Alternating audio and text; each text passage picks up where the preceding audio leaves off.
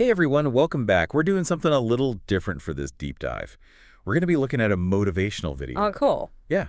It's by Elias Ali, and it's called Focus on Yourself, Not Others. Now, at first glance, you might think, oh, this is just another, typical self-help pep talk. Right, right. But trust me on this one, it goes way deeper. There's some really interesting stuff in here about how Ali connects self-improvement with taking responsibility. Yeah. And get this, Okay. even for the actions of other people. So are you intrigued? Definitely I am. That's a very unique take. Yeah, so let's jump right in. Let's do it. So one of the things that really struck me about this video is how much Ali emphasizes the importance of relentless pursuit when it comes to achieving your goals. Yeah, he doesn't just say, believe in yourself and it'll happen. Right. He actually provides a very practical framework for pushing through those setbacks and really staying focused on the long game. Yeah, I love his energy in the video. He's got this one line that really stood out to me. He says, if you give up after the first time or the 5th time or the 30th time, what that really means is you didn't want it bad enough. Ooh. Kind of a tough love approach, Right. but it definitely gets you thinking about your own level of commitment. I mean, have you ever experienced that feeling of giving up on something too soon? Oh, yeah, absolutely. Yeah. I think we all have at some point in our lives. But what's so interesting is that Ali doesn't just focus on willpower. Yeah. Just grit your teeth and push through it. Right. He also talks about the power of visualization. Oh, okay. So picturing your success even before you actually begin. Okay. Now, this is where I need you to break it down for me because I've always been a little skeptical of visualization. Oh, yeah. Is it really? Yeah, no, it's not just some fluffy self-help technique. Okay. There's actually some real science behind this. Oh, interesting. Okay. Yeah, so think about it this way. When athletes mentally rehearse their performance, they're essentially creating neural pathways in their brain that make it easier to execute those moves when it matters. They're priming their mind for action. Okay. And it also builds resilience. Oh. Because when you've mentally experienced success, you're less likely to crumble under pressure. So it's like you're giving your brain a sneak peek of the finish line. Exactly. And that helps you stay motivated during the race. That actually makes a lot of sense. Yeah. And I know Ali uses a really powerful example from his own life. He talks about training to become a Navy SEAL, which is an incredibly grueling 18-month process. Right. And he said throughout that whole ordeal, he just kept visualizing himself graduating. Wow. He held on to that image even when things got incredibly tough. That's powerful. Yeah, and you can apply that same principle to your own goals, right? Whether it's landing a new job, giving a presentation, or even just getting through a challenging week. Sure. By visualizing that success, you're building your confidence and preparing yourself mentally for those obstacles. Right. So we've got relentless pursuit visualization. And then Ali throws out the statistic that honestly kind of stopped me in my tracks. He says that only about 10% of people actually take action towards their goals. Whoa. Even when the path is clear. Pretty sobering thought, isn't it? That is a very small percentage. Yeah. So what separates those action takers from the rest of us? What makes them so different? That's a great question.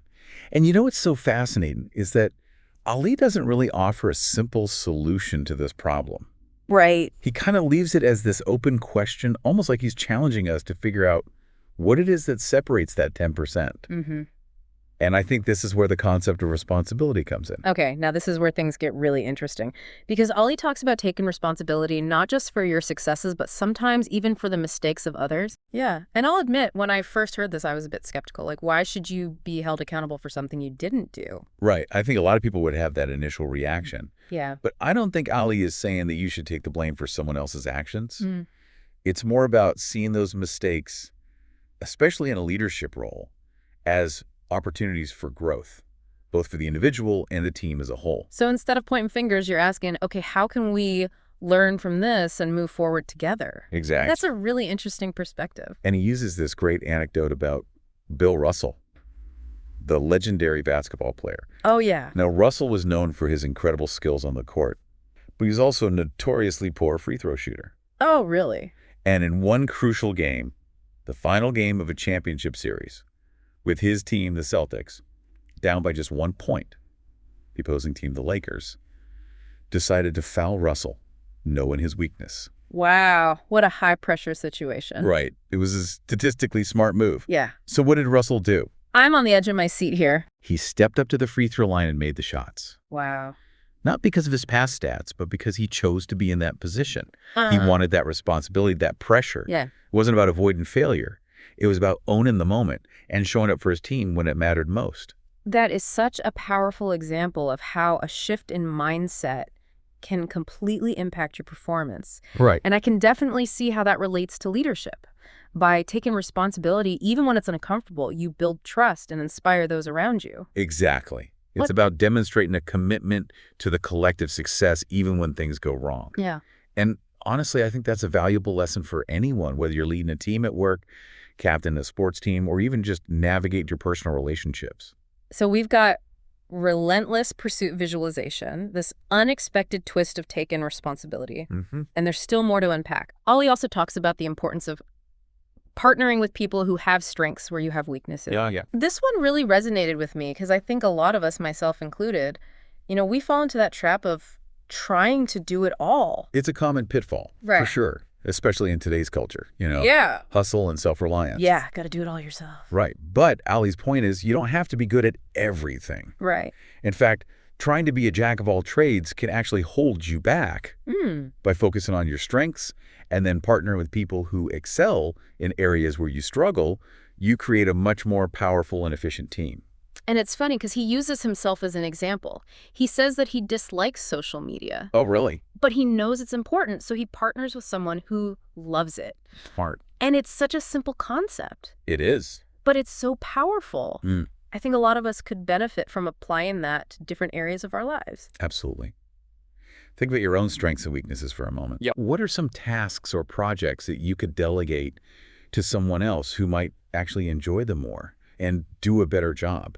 It's about recognizing that we all have these unique talents and that collaboration is really the key. Now, I know you're a big advocate for the growth mindset. Yes. The idea that we can develop our abilities through hard work and dedication. But does that mean we should always be striving to improve our weaknesses? Or is it okay to just focus on our strengths and delegate the rest? That is a great question. And it's something that Ali touches on in the video when he talks about knowing what you've got going for you and being fight ready. Okay. It's about having a clear understanding of your strengths Mhm. and leveraging them to achieve your goals. Okay. But it also requires a certain level of humility to recognize when you need help. So it's about finding that balance between self-improvement and acknowledging that you can't do it all alone. Exactly. But- Ali's careful to distinguish between confidence and cockiness. Oh, interesting. He advocates for a kind of grounded confidence that's based on a realistic assessment of your abilities and a willingness to learn and grow. It's not about pretending you have it all figured out. It's about being open to feedback and seeking out opportunities to expand your skill set. And sometimes that means stepping outside of our comfort zones, Oh, yeah, which can be scary. absolutely. Even Ali admits that, he's had to push himself to engage with social media, even though it's not something he enjoys. But he recognizes that it's an essential tool for building his brand and reaching his audience. Right. And I think that's a great reminder that growth often happens when we face those things that make us uncomfortable. Yeah. It's easy to stay within the familiar, but true progress often requires us to stretch ourselves and embrace new challenges. So it sounds like Ali's message is about finding that sweet spot between individual focus and a willingness to connect with others, to learn from them, and to contribute to something larger than ourselves. What's fascinating is that Ali manages to weave together these seemingly disparate ideas of self-improvement and responsibility Yeah. in a way that feels both empowering and challenging.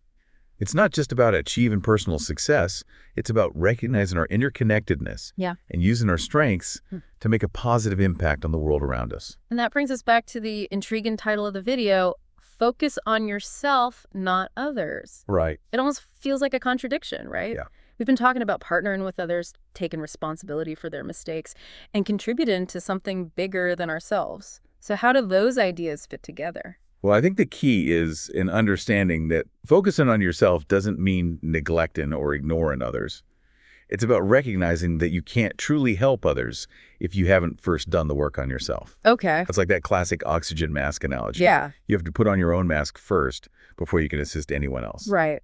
If you're constantly depleted and running on empty, you're not going to be much help to anyone. So focusing on yourself is actually a prerequisite for making a positive contribution to the world. Exactly. By developing your strengths, confronting your weaknesses, and building a strong foundation of self-awareness and resilience, you become more capable of showing up for others in a meaningful way.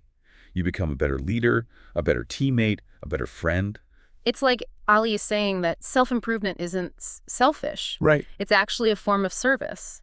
By investing in your own growth, you're ultimately increasing your capacity to give back to others. And I think that's a really important point because it shifts the focus from self-gratification to something much more profound. It's not just about achieving your own goals and living your best life. It's about becoming the best version of yourself so that you can make a positive impact on the world. And that brings us to, I think, a key question that Ali leaves open for us to ponder.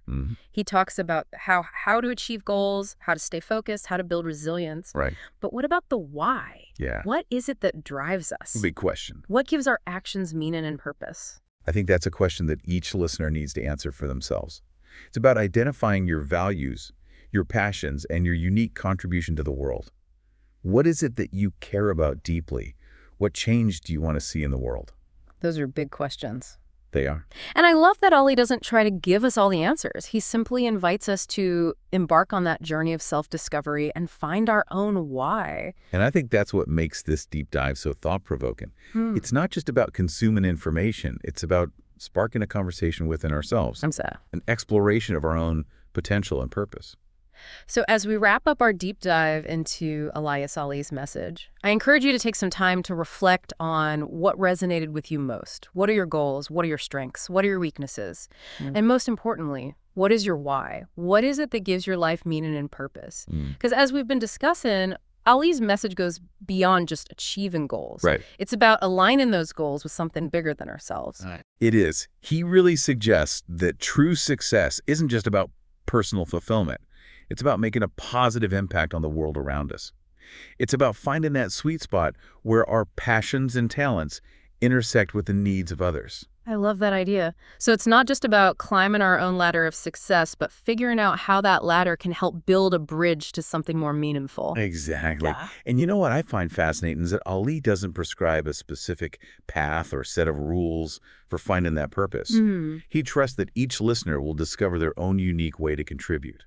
That's empowering, isn't it? It's like he's saying, hey, I've given you the tools, now go out there and build something amazing. I love that. So I think what really sets this deep dive apart from a typical self-help talk, it's that it's not about giving you all the answers. Right. It's about inspiring you to ask the right questions. Yeah, it's about igniting that spark of curiosity and encouraging you to explore your own potential. So as we wrap up this exploration of Ali's message, I want to leave you with a few final thoughts. First, remember that focusing on yourself is not selfish. Absolutely. It's about building a strong foundation so you can better serve others. And second, don't be afraid to embrace challenges and step outside your comfort zone. Those are the moments where real growth happens. Yeah, and finally, keep searching for your why. What is it that drives you? What legacy do you want to leave behind? These are big questions, and the answers might not come easily. They might not. But the journey of exploring those questions, that's where the magic lies. Yeah. And who knows, you might just discover a passion or purpose you never knew existed. So keep diving deep, keep asking questions, and keep striving to become the best version of yourself. Until next time, keep learning, keep growing, and keep making a difference in the world.